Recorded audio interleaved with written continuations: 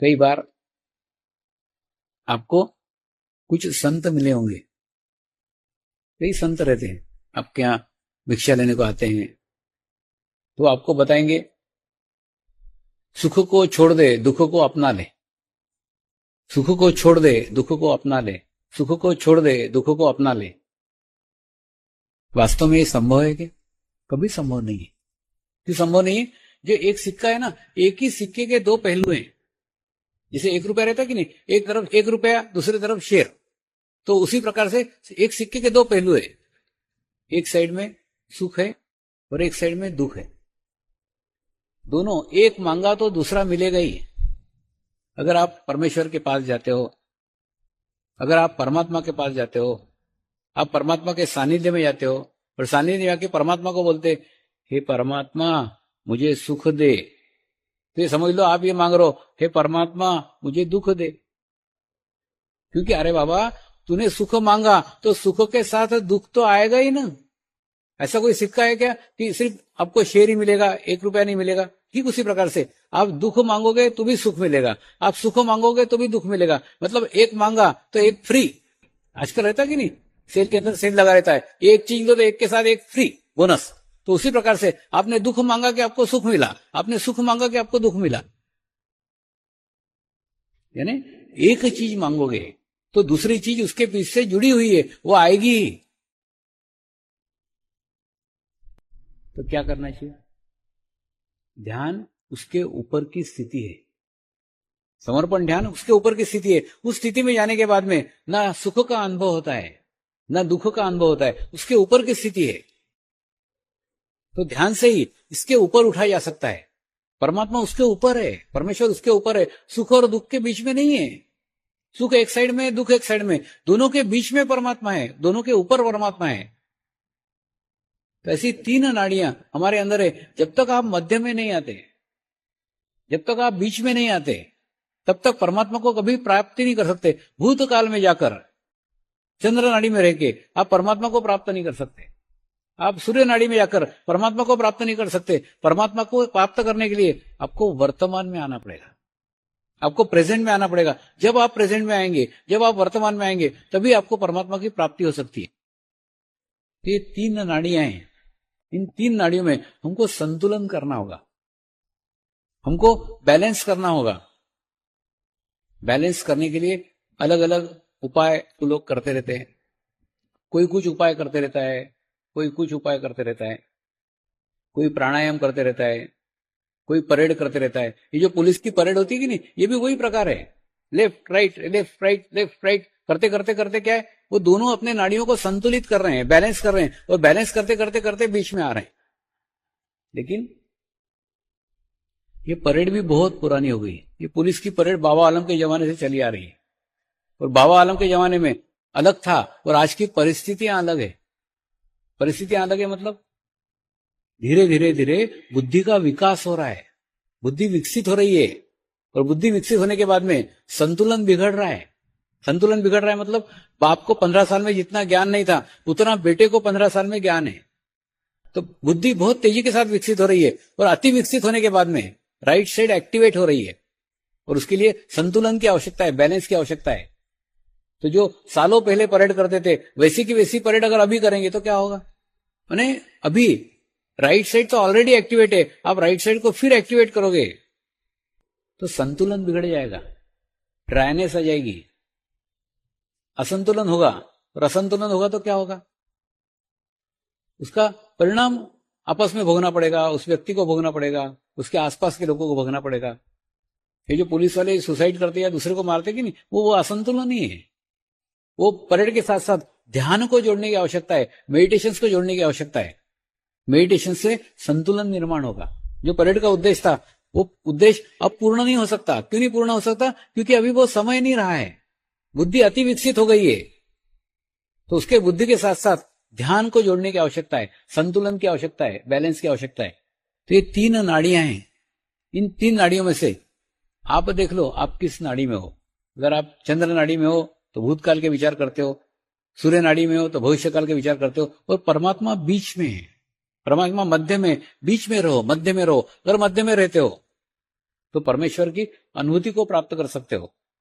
परमात्मा वर्तमान में है, आपको वर्तमान में आना होगा। हम क्या करते हैं, भूतकाल के गुरुओं के चरित्र पढ़ते हैं, भूतकाल के गुरुओं की आराधना करते हैं, हम भूतकाल में रहते हैं और उसके बाद में हम इच्छा करते हैं कि वर्तमान काल में हमको परमात्मा मिले। कैसे मिलेगा? उसके लिए आपको वर्तमान काल में आना पड़ेगा, उस चरित्र का अवलोकन करना पड़ेगा, अवलोकन करके उससे सीखना पड़ेगा कि हम वर्तमान में कैसे आए। अभी हाल ही की एक घटना मैं आपके सामने रखता हूं, एकदम गए महीने की बात है। एक बहुत बड़ा संगीत समारोह का कार्यक्रम रखा गया था और जैसा एक बहुत बड़ा हॉल लिया था, उस हॉल के स्टेज के ऊपर एक गायक गाना गाने के लिए बैठा और इससे पास में एक 10 फीट दूर मेरी कुर्सी लगाई गई थी, मैं वहां पास में बैठा हुआ था। तो कुछ नहीं, वो गायक ने अपना गाना गाना शुरू करने के पूर्व अपने गुरु को याद किया। तो स्वामी समर्थ का भक्त था, तो स्वामी समर्थ को याद किया, अपने स्वामी को याद किया, अपने गुरु को याद किया, गुरु की चरण वंदना की। वो पूर्ण भाव गुरु को प्रकट करते हुए वो पूर्ण भजन, पूर्ण गाना गुरु को समर्पित कर दिया। और क्या हुआ पता नहीं, मुझे समाधि लग गई। जैसे उसने गाना गाना शुरू किया, मुझे समाधि लग गई। और अपने शरीर में 7 चक्र हैं, इस 7 चक्र के ऊपर भी 7 चक्र हैं, तो उसके ऊपर के चक्र के ऊपर मैं चला गया और मैं वहीं बैठा हुआ था।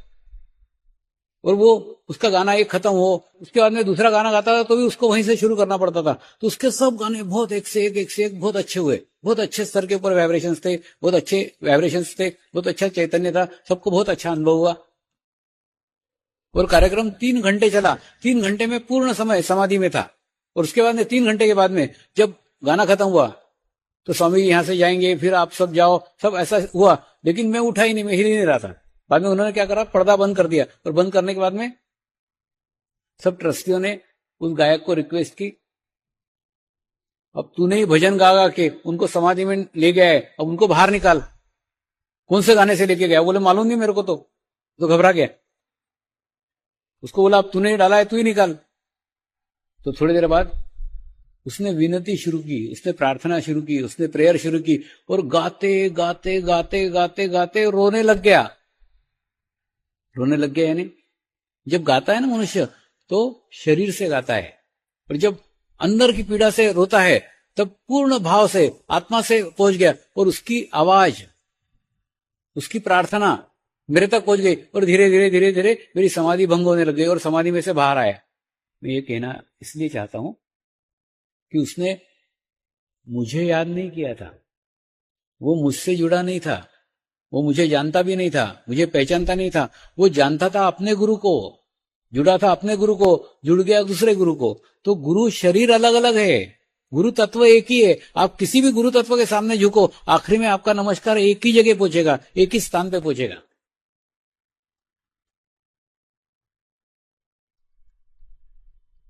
ऐसी एक घटना मेरे कनाडा के प्रवास के दौरान हुई। मुंबई के एयरपोर्ट पे एक मैजिस्ट्रेट है, वो सब मेरी व्यवस्था एयरपोर्ट पे करते हैं, ज्यादा मुझे तकलीफ नहीं हो, ज्यादा परेशानी नहीं हो, उसका अरेंजमेंट करते हैं। तो ऐसा करते करते करते एकदम आखिरी के कैबिन में, बस उस कैबिन में पहुंचने के बाद में फिर एकदम प्लेन में बैठने का, तो उस कैबिन के पास मुझे पहुंचाया। वहां पे एक पुलिस का बहुत बड़ा ऑफिसर बैठा हुआ था अपने काउंटर पे, और वो उठ करके मेरे पास आया और आकर के मेरे पैर पकड़ लिए, बोले स्वामी जी मेरे सर के ऊपर हाथ रखो। मैंने बोला देख, मेरे को हाथ रखने में कुछ नहीं है, मुझे तेरी चिंता है, वो हाथ तुझे सहन होगा कि नहीं सहन होगा। हाथ की ऊर्जा को, हाथ के चैतन्य को, हाथ की शक्तियों को तू सहन कर पाएगा कि नहीं कर पाएगा, मुझे ये चिंता है। हाथ रखने को कुछ नहीं। बोले नहीं स्वामी जी हाथ रखो ही। और मुस्टंडा पुलिस वाला था, खचा खचा खचा खचा ऐसे पैर दबा रहा था। अब मैं बोला कि पैर तोड़ता कि क्या, बाद में मरता क्या न करता। मैंने उसके सर के ऊपर हाथ रख दिया, और जैसे सर के ऊपर हाथ रख दिया तो उसने पूरे ड्रेस के अंदर ही साष्टांग दंडवत डाल दिया, और दंडवत डालने के बाद में पागलो सरी का हंसने लग गया और पागलो सरी का रोने लग गया। वहां पे एक पत्रकार बैठी हुई थी, उस पत्रकार ने मुझे पूछा स्वामी ये आपका क्या साधक है क्या? मैंने बोला अरे बाबा मैंने तो इसको आज ही देखा है, मेरे कोई पहचान का नहीं है, कोई परिचय नहीं है। फिर उसने उस पुलिस इंस्पेक्टर को पूछा तो ये पागलो सरी का हंस रहा है और पागलो सरी का रो रहा है, क्यों रो रहा है? तो उसने कहा 3 दिन पूर्व ही गुरु पूर्णिमा हुई थी। गुरु पूर्णिमा के दिन मैंने मेरे गुरु को प्रार्थना की थी, गुरु को रिक्वेस्ट की थी, गुरुदेव आपके कृपा में मुझे सर्वस्व मिल गया है, जीवन में सब कुछ प्राप्त कर दिया है, सिर्फ अनुभूति की आवश्यकता है, मुझे अनुभूति करा दो, मुझे आत्म साक्षात्कार करा दो। और जैसे ही स्वामी जी ने मेरे सर के ऊपर हाथ रखा, मुझे मेरे गुरु के दर्शन हो गए।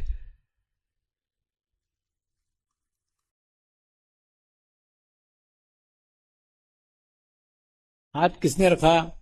अलग व्यक्ति ने। दर्शन किसका हुआ? अलग।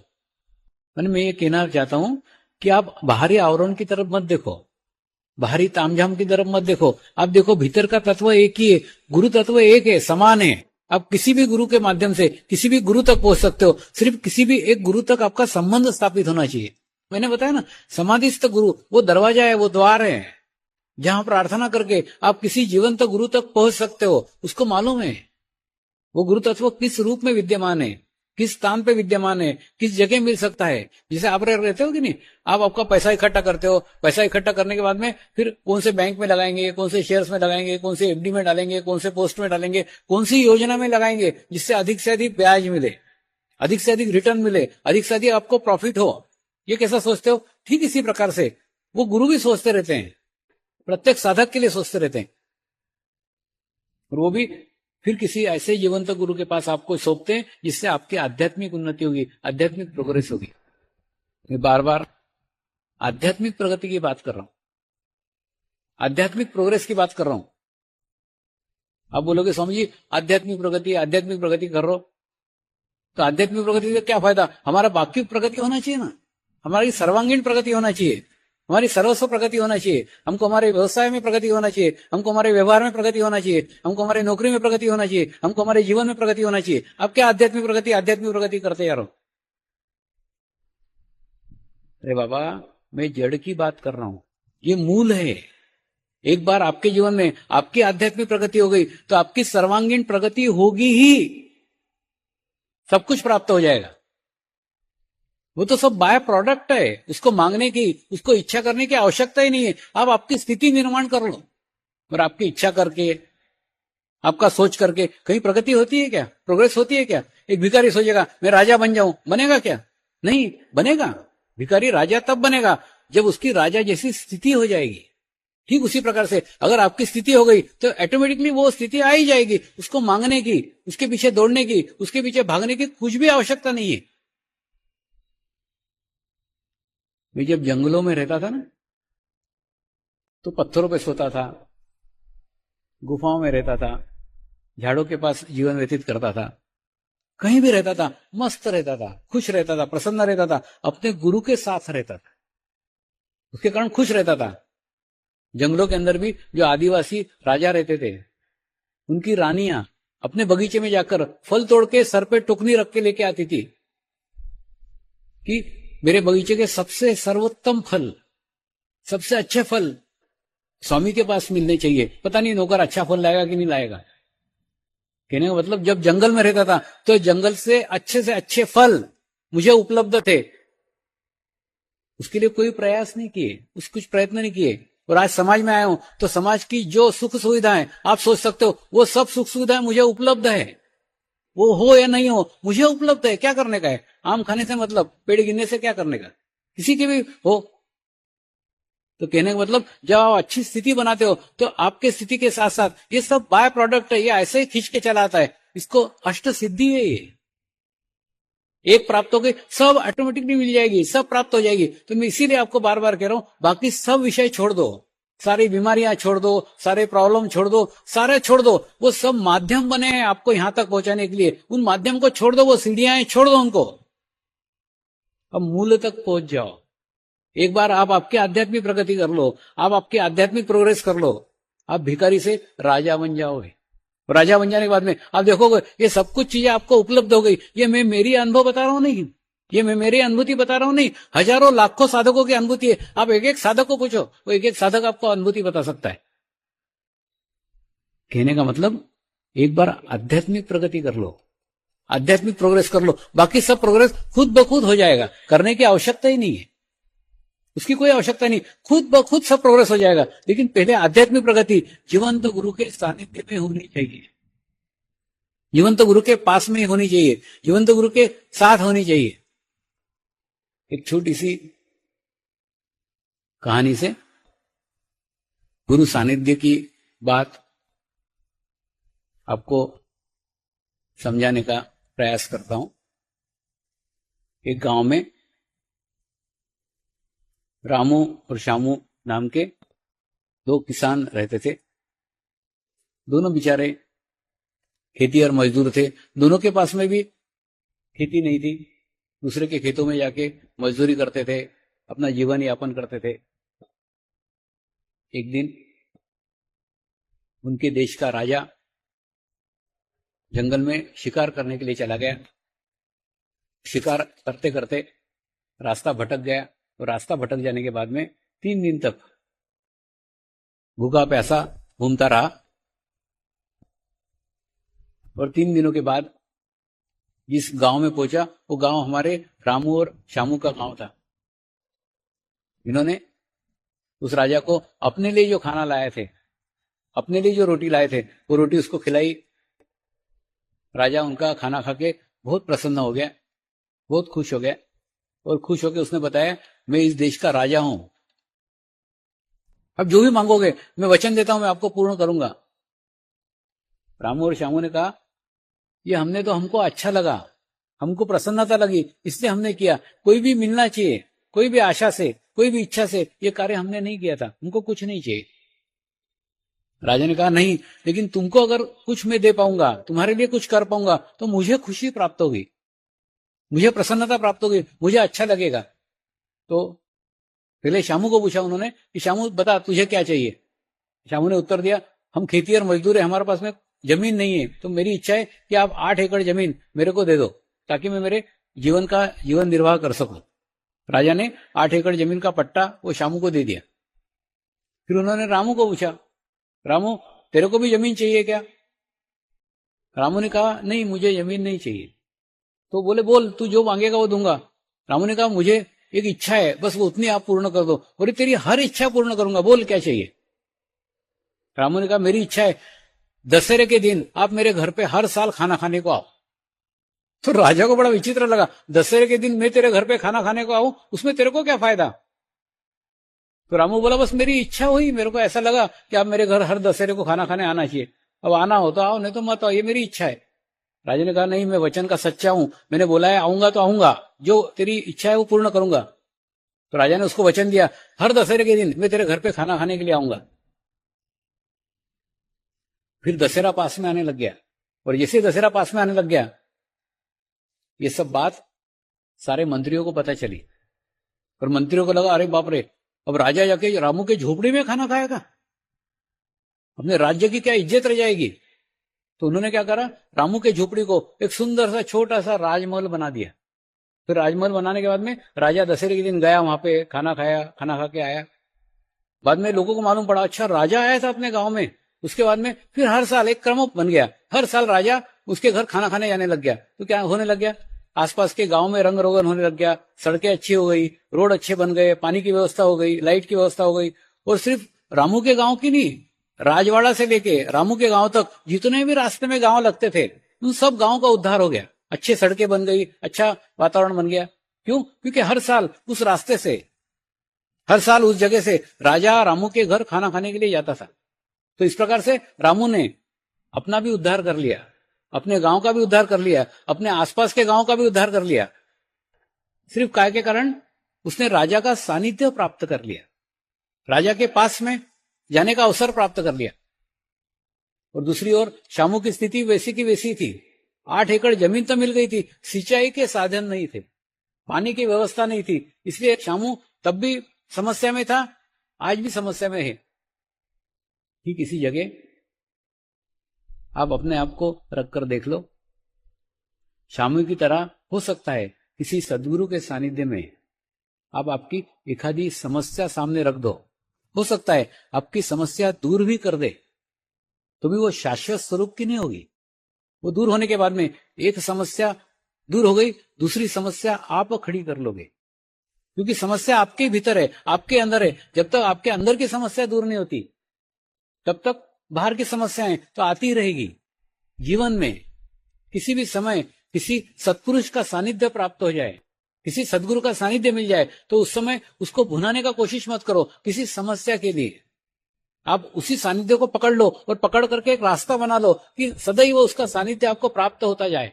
बस आप गुरु सानिध्य प्राप्त कर लो, बाकी सब कुछ चीजें आपको मिल जाएगी। आप आपके घर का भी उद्धार कर लोगे, आप आपके गांव का भी उद्धार कर लोगे, आप आसपास के गांव का भी उद्धार कर लोगे, सब हो जाएगा। लेकिन सिर्फ गुरु सानिध्य मिलना चाहिए, अच्छा अवसर मिलना चाहिए, अच्छा स्थान मिलना चाहिए।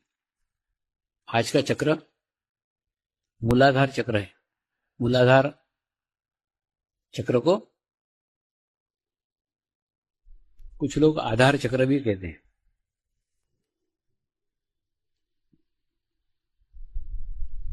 मूलाधार चक्र की 4 पंखुड़ियां हैं।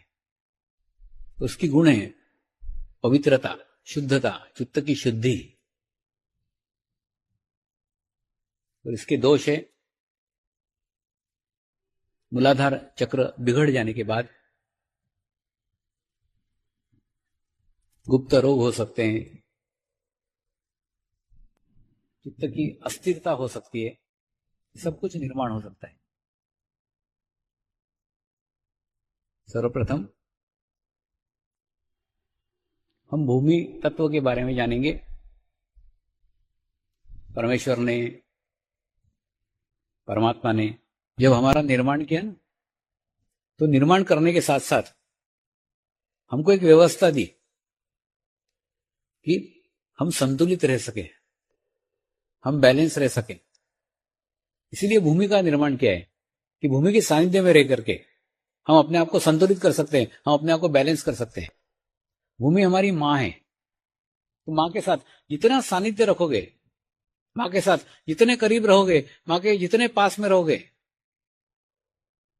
माँ का सानिध्य उतना ही प्राप्त करोगे। माँ का दुलार, माँ का प्यार आपको उतना ही प्राप्त होगा जितना आप उसके करीब रहोगे, जितना उसके पास रहोगे। हम हमारे जीवन में क्या करते हैं, इससे हमारा संबंध ही नहीं रखते। घर में हम चप्पल पहन के घूमते रहते हैं और ऑफिस में जूते पहन के घूमते रहते हैं। तो भूमि माता के साथ हमारा कहीं कनेक्शन ही नहीं है, हमारा कहीं संबंध ही नहीं है। हमारा संबंध भूमि माता के साथ होना चाहिए। वो हमको संतुलित करती है, वो हमको बैलेंस करती है। इसीलिए ध्यान करने के लिए, मेडिटेशन करने के लिए आपको जमीन पे बैठना सिखाया जाता है, जमीन पे बैठना सिखाते हैं, जमीन पे बैठने के लिए कहते हैं। ये भारत में नहीं, पूरे विश्व भर में सारे अंग्रेज लोग भी जमीन के ऊपर बैठ करके ध्यान करते हैं, जमीन पर बैठ के मेडिटेशन करते हैं, ताकि आपके दोष जमीन की ओर जा सके, आप शुद्ध हो सके, आप पवित्र हो सके। जैसे माँ की गोद रहती कि नहीं, माँ के गोद में आप गंदे पैर लेके भी आओ, खराब पैर लेके भी आओ, तो भी वो नहीं बोलेगी मेरी साड़ी खराब होगी, वो वैसे ही आपको गोद में ले लेगी। ठीक उसी प्रकार से भूमि माता है। आप कितने भी दोषों के सहित आओ, आप कितने भी बीमारियों के सहित आओ, आपकी कैसी भी स्थिति हो, कैसी भी स्थिति में आपको ग्रहण करेगी, आपको शुद्ध करेगी, आपको पवित्र करेगी, आपको स्वच्छ करेगी, आपकी स्थिति कैसी भी हो। इसलिए आज अनुभव करके देखो, आपको कोई भी बीमारियां हो, मेरे शब्दों को समझो, आपकी कोई भी बीमारियां हो, आप 1 घंटा जमीन पे बैठने का अभ्यास करो। 1 घंटा रोज जमीन पे बैठेंगे, अभ्यास करो। अभ्यास करते करते करते आप अनुभव करोगे कि आपकी बीमारियां कम होने लग गई है, आपके टेंशन कम होने लग गए, आपकी तकलीफें कम होने लग गई, आपका भय कम होने लग गया। जैसे जमीन के सानिध्य में जाओगे वैसे सब कुछ कम हो जाएगा। वो उसकी ग्रहण करने की क्षमता है, उसमें गुरुत्वाकर्षण शक्ति है, वो आपको संतुलित करती है, वो आपको बैलेंस करती है। एक बार एक साइंस का विद्यार्थी जीवन में किसी संकट में फंस गया, कोई समस्याओं में ग्रस्त हो गया, और समस्याग्रस्त होने के बाद में वो गांव के एक पंडित जी के पास गया। और पंडित जी के पास जाने के बाद पंडित जी को बोला, पंडित जी पता नहीं क्या हो रहा है, मैं कोई भी काम करने जाता हूं तो काम उल्टा ही हो जाता है, बार बार मुझे समस्या आ रही है, बार बार मुझे प्रॉब्लम आ रहा है। तो कुछ रास्ता बताओ ना, कुछ मार्ग बताओ ना। पंडित जी ने कहा तुझे शनि की 7.5 चल रही है, तेरा समय बड़ा खराब चल रहा है। लड़का और घबरा गया, क्या करना चाहिए? तो पंडित जी ने कहा देखो, मेरे पिताजी ऐसा कहा करते थे कि जब किसी को 7.5 चले, ऐसी तकलीफें चले, ऐसी परेशानी चले, तो उन्होंने एक उपाय बताया था। वो उपाय मैं तेरे को बताता हूं, तू करके देख ले। उन्होंने उपाय बताया था, रोज सवेरे नहा धो करके 1 लोटा जल लेने का, जल ले जाके पीपल के वृक्ष को चढ़ाने का, वहां पे 11 परिक्रमाएं करने की थी, और एक दीपक जलाने का, और अपने घर आने जाने। ऐसा अगर नियम से, श्रद्धा से, भाव से तूने 45 दिन तक किया तो तेरे सब दोष का निवारण हो जाएगा, सब समस्याएं हल हो जाएगी, सब प्रॉब्लम दूर हो जाएंगी। लड़के का उस पंडित जी के ऊपर पूरा विश्वास था। लड़के ने दूसरे दिन से शुरू किया, बड़े श्रद्धा के साथ में नहाता था, नहा करके 1 लोटा जल लेके जाता था, पीपल के वृक्ष को चढ़ाता था, 11 परिक्रमाएं करता था, एक दीपक जलाता था, और अपने काम पे चला जाता था। ऐसा करते करते करते करते 45 दिन बीत गए, और 45 दिन के बाद में वास्तव में चमत्कार हो गया। उसकी समस्याएं हल हो गई, सब प्रॉब्लम दूर हो गए। लेकिन एक नई समस्या खड़ी हो गई। वो साइंस का विद्यार्थी था, उसकी बुद्धि आड़े आ रही थी कि ये पीपल के झाड़ ने मेरी समस्याएं कैसे दूर की, ये पीपल के वृक्ष ने मेरी समस्याएं कैसे दूर की, जानना चाहता था। वो जानने के लिए गया पंडित जी के पास। पंडित जी, ये लो आपकी दक्षिणा, आपने जो बताया ना वो मैंने पूरा किया। 45 दिन करने के बाद में मेरी सब समस्याएं हल हो गई, मेरे सब प्रॉब्लम हल हो गए। सिर्फ मेरे अंदर एक समस्या खड़ी हो गई कि ये हुआ कैसे, पीपल के वृक्ष ने मुझे कैसे संतुलित किया, पीपल के वृक्ष ने मुझे कैसे बैलेंस किया, ये एक प्रश्न है, इस प्रश्न का उत्तर दो। पंडित जी बोले ये मेरे को नहीं मालूम, मेरे पिताजी कहा करते थे। अभी क्या हो रहा है? यही हो रहा है। हमारे जो पूर्वज बता के गए उसका अनुकरण हम कर रहे हैं, लेकिन ये क्यों करना चाहिए ये आज की पीढ़ी को नहीं मालूम। और जो भावी पीढ़ी है ना, वो जानना चाहती है ऐसा क्यों हुआ। वो कड़ी को जोड़ने की आवश्यकता है। जब तक जुड़ेगी नहीं, जब तक समाधान को प्राप्त नहीं हो सकते। मेरे सानिध्य में आए, वही प्रश्न उसने मुझे पूछा, मैंने उसको उत्तर दिया कि जब तू नहाने जाता था तो नहाने के बाद में साबुन लगाता था, पानी लगाता था, बदन को घिसता था, तो घिसने के बहाने तेरे शरीर को तू संतुलित करता था, बैलेंस करता था, तेरी ग्रहण करने की क्षमता विकसित करता था, तेरे शरीर को शुद्ध करके, पवित्र करके फिर उस पीपल के वृक्ष के पास जाता था। वृक्ष के पास जाके एक दीपक जलाता था। दीपक विचारों को नष्ट करता है। आप किसी भी धर्म की उपासना पद्धति में देखो, सब उपासना पद्धतियों के अंदर आपको अग्नि कोई ना कोई रूप में दिखेगा ही। उसी प्रकार से वहां पे अग्नि लगा हुआ था, दीपक प्रकट करता था, बाद में 11 परिक्रमाएं करता था, पीपल के वृक्ष को 11 परिक्रमा करता था। तो परिक्रमा के बहाने तू उस वृक्ष का सानिध्य प्राप्त करता था। और पीपल के वृक्ष के जो रूट्स हैं बहुत गहरे हैं, बहुत नीचे तक है, उसी के कारण उसके अंदर गुरुत्वाकर्षण शक्ति बहुत है। उसके सानिध्य में जैसे बैठोगे, उसके पास जैसे बैठोगे, आपको शांति प्राप्त होगी, आपको निर्विचारता प्राप्त होगी, आपको एक संतुलन मिलेगा, आपको बैलेंस मिलेगा।